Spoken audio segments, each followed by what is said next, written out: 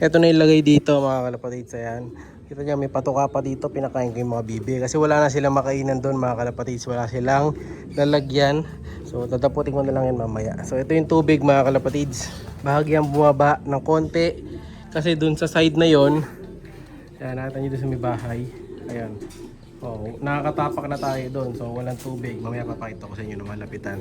So konti na lang yung tubig sa harapan. Mababaw na. And then dito, ito lumitaw na. So last time kahapon sa video natin, may tubig to na konti hanggang doon sa may bilog na yon. Pero ngayon wala na masyado. So bahagyang bumababa na mga kalapatids. Yung gulong, ayan, unti-unti na rin lumalabas. Last time ulo lang nakalitaw, pero ngayon ayan, medyo mas malaki na yung lumitaw na parte ng gulong. So hopefully magtuloy-tuloy na yan mga kalapatids. At hindi na tumaas. Ito, lumalabas na rin ng todo yung kulungan. So, nagiging maayos na paunti-unti mga kalapatids. Siyempre, dito sa kabila, kita nyo. Kaya ng dati, bahay pa rin ang isda yan. Ayan o, may mga isda pa rin mga kalapatids. Ayan o, isda yan.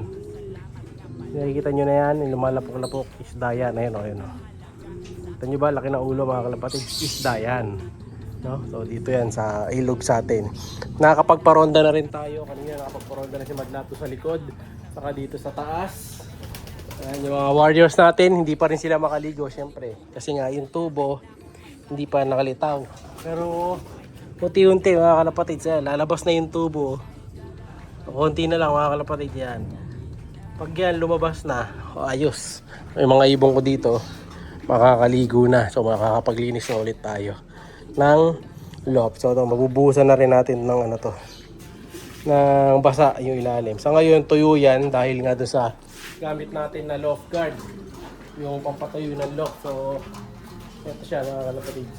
Yan. Loft guard, ito yung gamit natin sa mga kalapati natin para sa tuyong mga cage saka mga food tray. Yan, gumulad dito. Ayan, ito nyo, ayan, may mga loft guard dyan mga kalapatids. Kaya yung mga pups nila matigas, kahit na makapal yan, hindi magbabasa kasi nga laging walang moisture dahil sa ginagamit natin. So ito nga pala mga kalapatids, ang main topic natin. Ito, umitlog na mga kalapatids si Lagbu. Hindi ko lang sure kung dalawa na to, pero umitlog na nga si Lagbu. Ayan, binabarako tayo ng binabarako ni Koku. No, medyo siga-siga talaga tong ibon na to. Ayan, umitlog na siya. Ang ganda ng itlog. So kahit nabulag yan mga kalapatids, kasi pag siya umitlog, ito yung mata niya, no? Bulag na, pero malakas, tumitlog pa. So sana matesting natin yung lahi nito para masubukan natin sa karera mga kalapatids. Wala pa tayo nakuha ang anak nito. Kasi yung last time, nagwokbu. Ayan o, ganda ng itlog. Makinis naman yung itlog. So pure one-time bird yan mga kalapatids. Ang kulit lang talaga nitong si Coco eh. Palisin natin saglit. Ayan. So dalawa na yata yung itlog niya. Check natin. Ayun, dalawa na mga kalapatids. Ayan o, ganda na ng itlog niya. So ayos na mga kalapatids. Meron na tayong dalawang itlog. Secured na yan. So hindi na niya tatayuan niya kasi nakaupo na siya na pirme. Last time dun sa kabila, nahihirapan siya siguro dahil madilim. Kaya ang ayoko dun sa mga ilalim na cage na yan. Ayan, pag parting ilalim, ayoko nagbi-breed talaga dyan kung mayroon namang iba. Katulad nito, ayan, may mga choice naman na tayo sa ibabaw. Diyan na tayo magbi-breed. So tatanggalin ko na yung mga nasa ilalim na breeder. Ayan, may breeder doon. Alisin ko na yung magkapares doon. Doon wala na. So gagawin ko na lang yung lalagyan ng mga 4 recovery na ibon na galing sa breeding. Pato yun doon mga kalapatids. May dalawa pa ako doon. Tatanggalin ko rin yun. No, pero yung dito, okay lang yung sa baba dito kasi inaarawan sila eh. Dito kasi hindi yung masyadong naarawan. Kasi nga nasa sulok na part ng loob, tapos walang araw doon yan. Kasi tinakpan natin yung butas doon, oh. Hindi na nakikita yung ano diyan araw pati doon sa kabila. So nakatakip na, no? Saka napansin ko pinupuntahan ng daga yan yung ilalim eh. Kaya nilaktawan natin, no? So eto, may laktaw tayo isa dito. So bukas magpaparis na ako ng bago mga ibon. Total wala na ring ulan. So subukan ko yung mga to, manual na ligo na lang muna sila. So ito, maglalagay na rin ako ng pugad dito sa dalawa na to dito. Saka dyan, kasi may bago tayong pinares. Ito, bagong pares mga kalapatids. Maganda rin to. Yan, ito, ang ganda to. So pinagpares ko naman mga kalapatids. isang one Thai bird, saka isang Opal Alphonse Vandenbroek. Ayan, kunin natin, ilabas ko para mas makita nyo. Ganda nitong pairing ko nito. Gustong gusto ko to. Ito mga kalapatids, new pair natin. Si one Thai mga kalapatids na checkered, yung kasama nung nakaraan. And then ito naman yung si Opal mga kalapatids. Ayan. So maganda tong Opal na to kasi pure Opal talaga siya. Ayan, maganda magiging kalalabasan nito. Ayan. So pag pinagtabi, ito sila pag magkatabi mga kalapatids. Ayan o, gandang pairing mga kalapatids. Isang opal saka isang checkered. Tingnan natin kung anong kulay lalabas. Sana mag-dominate yung pagka-opal nito, no? So di ko sure ba't naglabas ang opal to. Siguro may lahi na opal yung ano natin, yung grizzle, no?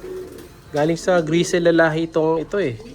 Saka galing sa blue bar. Blue bar grizzle ang pares nito pero hindi labas opal. Ito checkered talaga na Taiwan bird, no? Ipakita ko sa inyo itong si opal.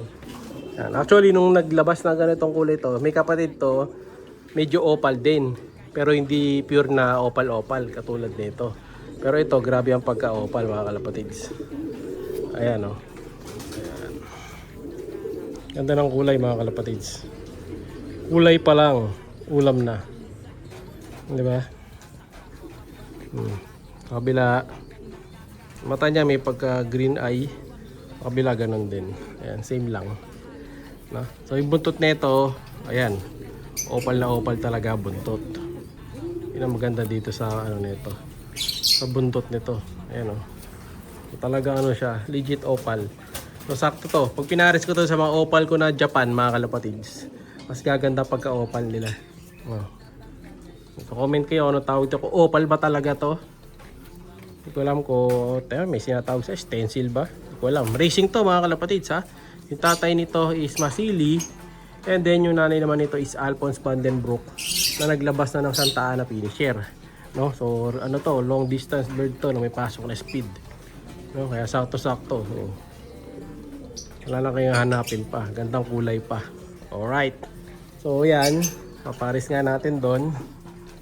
Babalik ko na mga kalapatids. Saka natin lalagyan ng pugad. Ito yung gamit natin na pugad mga kalapatids. Yung ganitong klase na pugad. Ayan. Yung plastic na maraming butas sa ilalim. Ayan. Para pagka nag-poops, lulusot lang. Ayan, matutuyo agad. Tapos sinamahan natin ng konting tobacco stalks. Naubos na yung ganito ko eh. So mag-order pa ulit tayo. No? Ito yung gamit natin pamugad sa kalapate. Kasi maganda dito. Pagka inupuan ng ibon to, gusto nila. Basahan lang mga kalapatid, saka ganito. Tapos tobacco stalks. Ayan, para yung magiging anak pag napisa, hindi magkakabulutong. Saka iwas sa kuto. Habang naglilimlim yung mga ibon nyo. Pasok natin dito. Yan. Yun o. Ito pang isa. Ito pa isa mga kalapatids. Ganun lang din gamit natin. Pugad na plastic, basahan, tape nyo lang. Tapos konting tobacco stalks. Dahil ubos na. Lagyan natin dito sa taas.